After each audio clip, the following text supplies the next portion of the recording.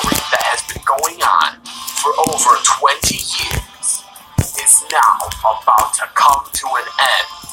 Sega's Blue Blur and Nintendo's Mr. Video Game are finally here to settle their unfinished business. That being said, welcome to episode 10 of Cartoon Fight Club, our first sudden death round. Keep in mind, this is part 3 to the 3-part series between Mario and Sonic. So if you haven't seen part 1 or part 2, I highly urge that you go check out those episodes first. If you have seen those 2 episodes, then let's not waste any time and go straight into the specs. Let's meet Cartoon Fight Club's 10th round of fighters. As said earlier, this episode is going to feature Mario and Sonic settling their unfinished business. This battle is also going to have power-ups and prep time. Now, let's start the discussion off with Mario.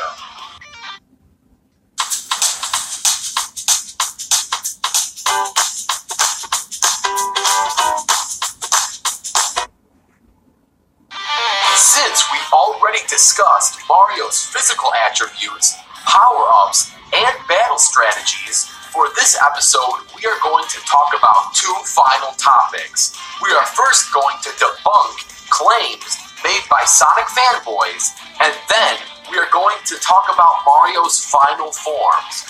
Please keep in mind that there is a huge difference between a fan and a fanboy, and both Mario and Sonic have fans and fanboys of their own. The first claim made by Sonic fanboys is that just because Sonic is faster, Mario will never be able to lay a finger on him. Let me explain why this claim is false on so many levels. I will start by saying that with Sonic's speed of Mach 1, it is difficult to land attacks on him, but it's not impossible. The main reason why it's not impossible is because Mario is actually quite fast himself. He's definitely not faster than Sonic, but he still is fast. That being said, let's observe some examples on how fast Mario truly is. In this scene, we can observe that Mario does have the speed to outrun Samus's super missile. According to the original Metroid Zero Mission manual, the super missile can travel approximately 550 miles per hour. Mario is also fast enough to run directly up walls. If Mario can reach speeds over 500 miles per hour, he can attack Sonic with no problem. But let's not forget to factor in Mario's stamina. Thanks to Mario's bad eating habits, he has a subpar stamina rate. He can only travel at high speeds for a short period of time, unlike Sonic, who can travel at Mach 1 for weeks on end without losing a single breath. Another claim made by Sonic fanboys is that Mario is not fast enough to dodge any of Sonic's attacks. This is false because Mario has extremely fast reflexes. He can dodge sound waves and lasers. With Mario's expert fighting skill, he should have little to no problem dodging Sonic's attacks. Now that we have finished debunking these claims, let's discuss Mario's final forms.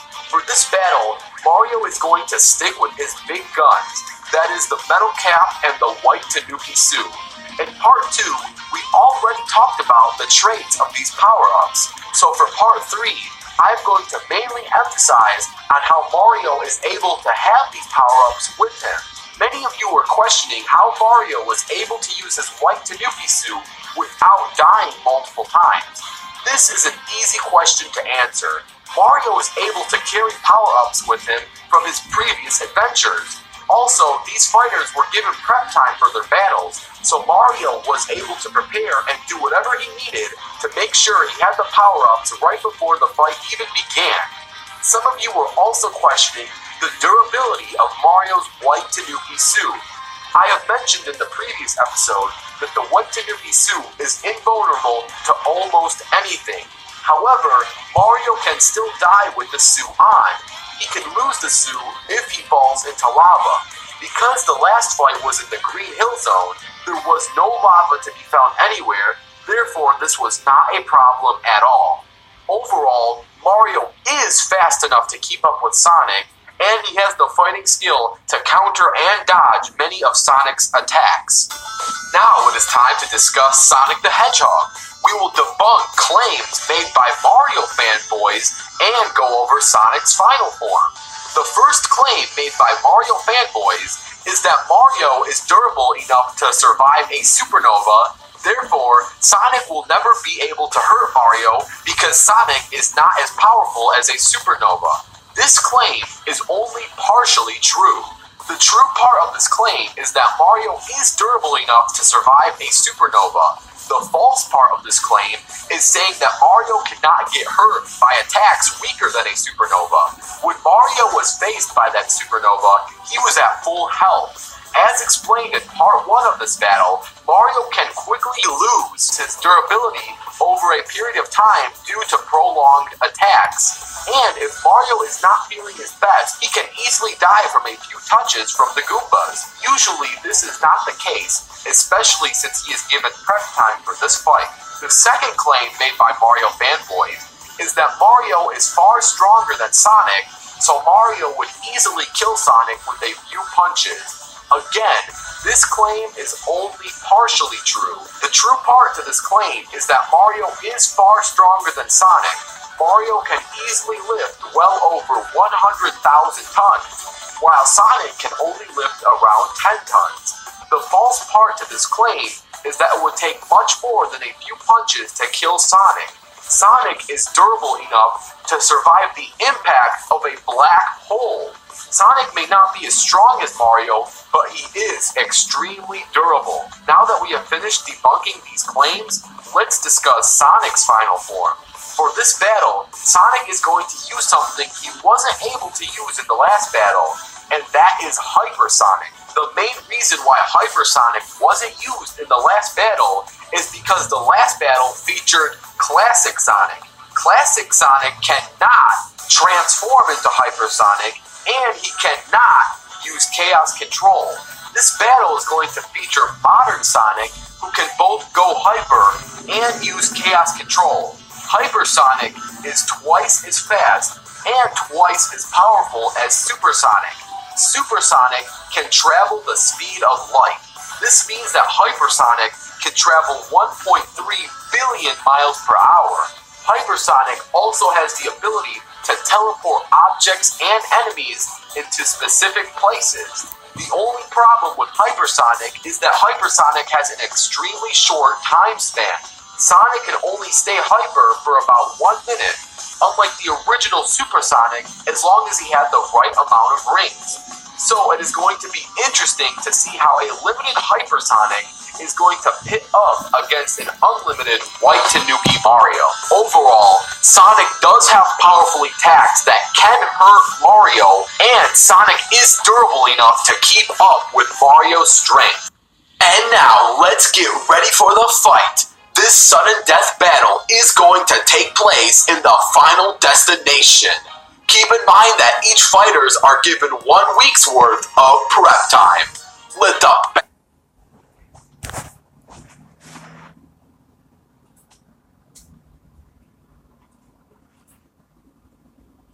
battle begin.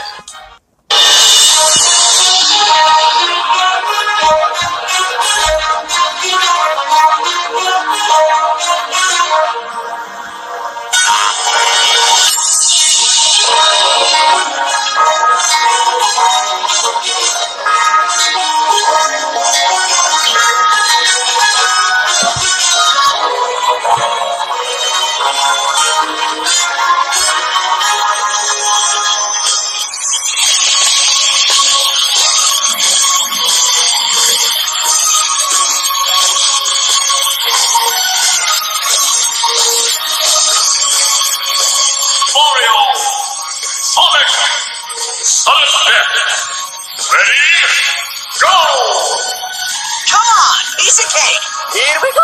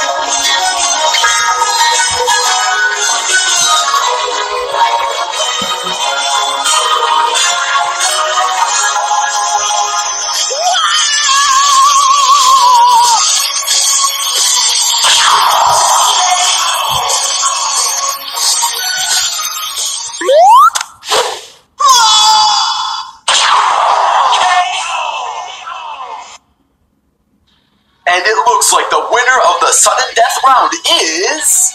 Well, let's talk about it. Let's first explain what actually happened during the last part of this fight. Once Hypersonic knew that Tanuki Mario was going to outlast him in terms of staying super, Hypersonic did the one and only thing he had to do to get rid of White Tanuki Mario.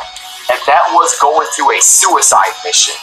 The only way that Sonic was going to be able to defeat White Tanuki Mario is to teleport both himself and Mario towards the sun. That way the sun's lava would be able to destabilize White Tanuki Mario. Now, I know what you're thinking.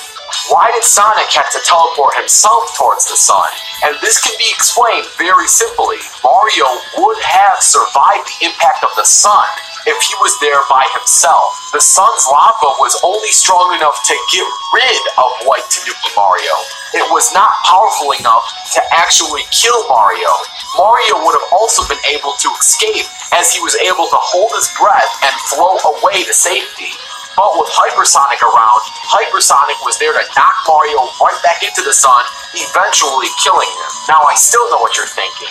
Why didn't Hypersonic teleport Mario deep into the sun? And this can also be explained simply. In order to accomplish a task like that, Hypersonic would need his Hyper friends, such as Hyper Tails and Hyper Shadow.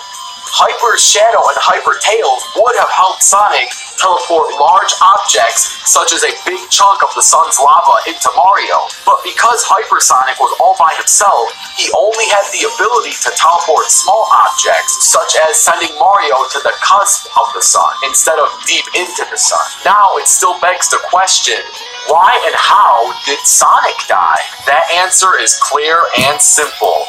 Hypersonic's short time span could not last the whole mission of sending Mario to the sun. Hypersonic loses power and energy as his hyper form goes on. Therefore, towards the end of his hyper form, he actually becomes slower and weaker, and by the time his form ran out, he was just not powerful enough to escape the sun's gravity, therefore having the heat of the sun ultimately killing him. So now for the final question. Who won this fight? Well, this brings us to the technical winner versus the theoretical winner debate. Theoretically, this is a tie because both fighters died in the death match. But technically, because Mario did die first, our technical winner is Sonic the Hedgehog. Sonic was quick enough to kill Mario before the sun killed both of them. But that does not clear up everything. Let's do a final review of this series as a whole. In round 1, the Mario Bros took the victory. In round 2, the result was a tie. And in round 3, Sonic technically took the victory. Therefore, each fighter was given one victory apiece and one tie, which means overall, everything is still a tie. That being said, there's only one way to truly end this Mario vs. Sonic debate, and that is total warfare. So if you want to see total warfare between all the Mario characters and all the Sonic characters at once in one final war to the end, comment down below the word Total War. And if this episode gets 1,000 Total War comments, there will be a Total War between all of the Mario characters and all of the Sonic characters. Doing something like this is going to be a huge project that Cartoon Fight Club is gladly and ready to bring, but I want to make sure that the fans would want to see a Total War, so I am going to be asking for a lot of comments. Also, don't forget to comment down below some suggestions for future Cartoon Fight Club episodes. They may even become a future episode of Cartoon Fight Club. Stay tuned, because the next fighters are going to be revealed. On the next episode of Cartoon Fight Club, it is time for America's most two famous cartoon dads finally fight to the death. Homer Simpson versus Peter Griffin. Coming soon to an Animation Rewind YouTube channel near you.